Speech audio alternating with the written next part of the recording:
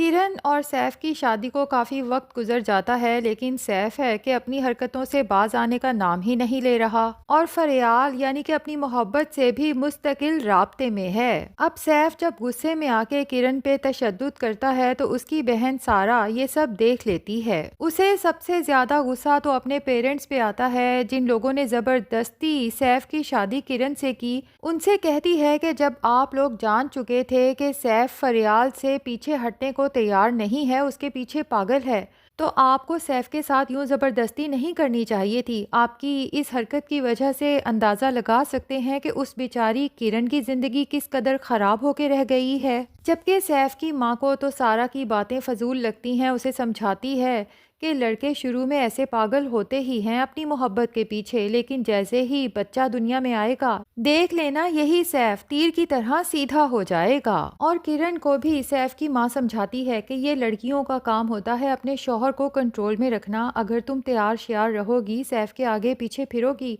तो वो खुद ब खुद तुम्हारा दीवाना हो जाएगा।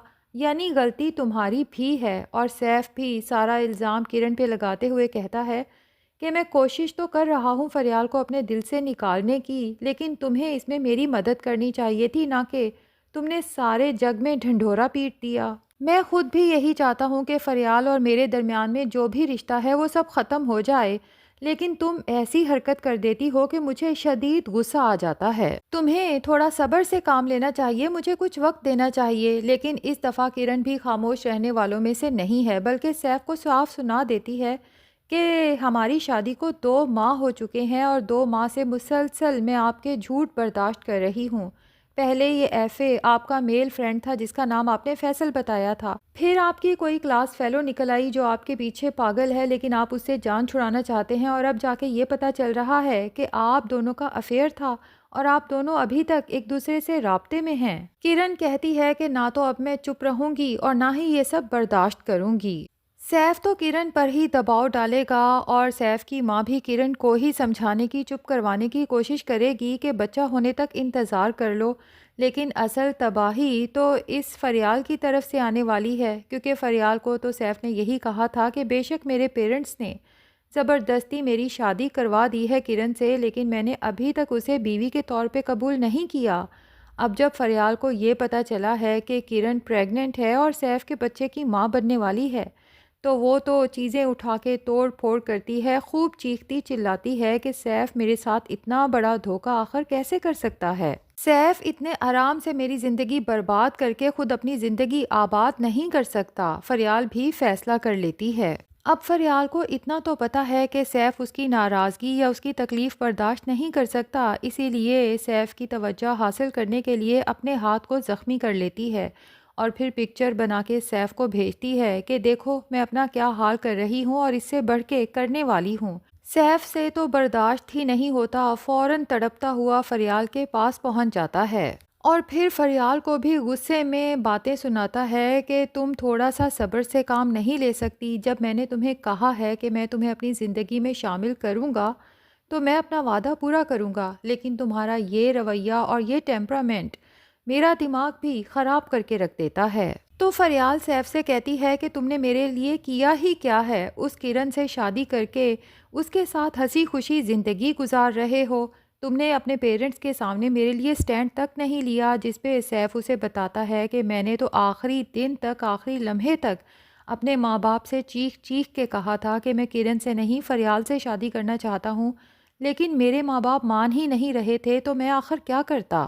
तो फरियाल भी अपनी जगह पे ठीक है। सैफ से कहती है कि अगर तुम मुझसे शादी नहीं कर सकते थे तो तुम्हें मुझसे मोहब्बत भी अपने माँ बाप से पूछ के करनी चाहिए थी। तुम्हें कोई हक नहीं पहुंचता कि तुम मेरी जिंदगी इस तरह से बर्बाद करो। और फरियाल को यूं रोते तड़पते देख के बिलाखिर सैफ फैसला कर लेता है कि मैं अपने माँ बाप से पूछे बगैर उनके खिलाफ जाके फरियाल से निकाह करूँगा।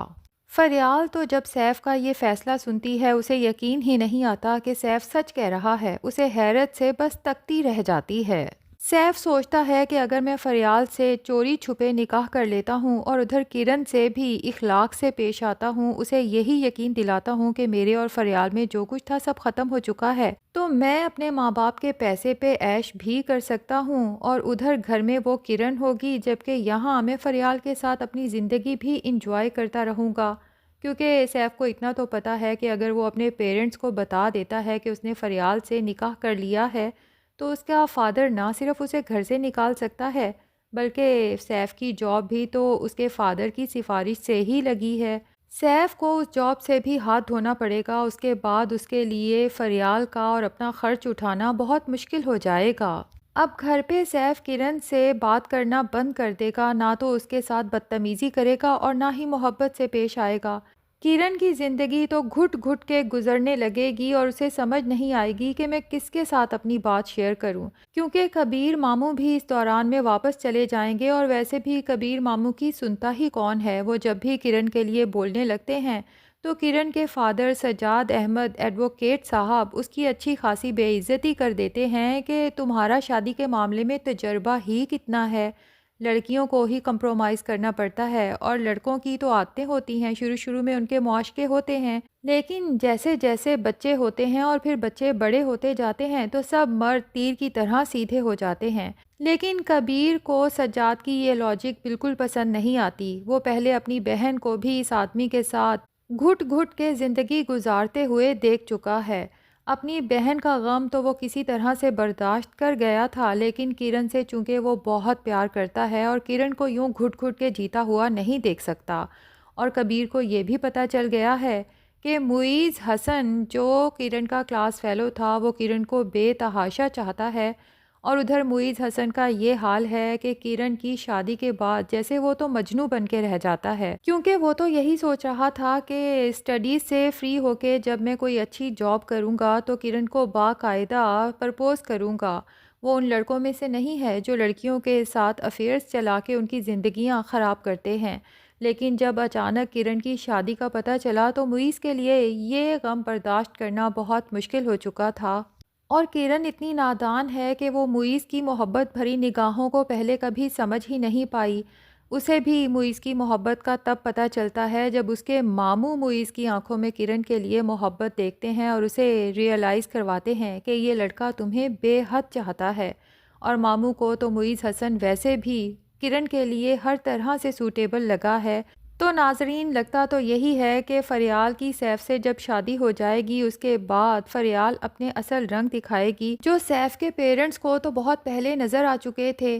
फ़रियाल एक्स्ट्रा मॉडर्न लड़की है और उसकी रंग बरंगे लड़कों से दोस्तियां भी हैं। अब वो शादी के बाद भी अपनी दोस्तियों को कायम रखेगी और सोशल मीडिया पे जब डिफरेंट लड़कों के साथ अपनी पिक्चर्स अपलोड करेगी तो सैफ़ के लिए ये सब नाकाबिले बर्दाश्त हो जाएगा। और सैफ़ के रोकने टोकने पे जब फ़रियाल और सैफ़ के दरमियान में नाचाती होगी तो उसके बाद जाके सैफ़ को रियलाइज़ होगा कि एक किरण है इस कदर शरीफ लड़की जो घर की हद तक महदूद रहती है और एक तरफ ये फरियाल है इतनी आवारा लड़की। लेकिन क्या फ़ायदा बाद में जाके पछतावा होने का कि शादी के फ़ौरन बाद हर लड़की को खुशियों भरी ज़िंदगी चाहिए होती है, लेकिन किरण को वो नहीं मिल सकी। तो नाजरीन, क्या लगता है, क्या सैफ़ को जब ये सब रियलाइज़ होगा तो किरण को उसके बाद इसके साथ रहना चाहिए, या फिर सैफ जैसे खुदगर्ज इंसान को छोड़ के मुईज़ हसन जैसे सुलझे हुए इंसान के साथ ज़िंदगी को कंटिन्यू करना चाहिए? आपका इसके बारे में क्या ख़्याल है? ड्रामा कैसा लगा कमेंट सेक्शन में ज़रूर बताएं। और अगर हमारे चैनल पे नए हैं तो प्लीज़ चैनल को भी सब्सक्राइब कर लें।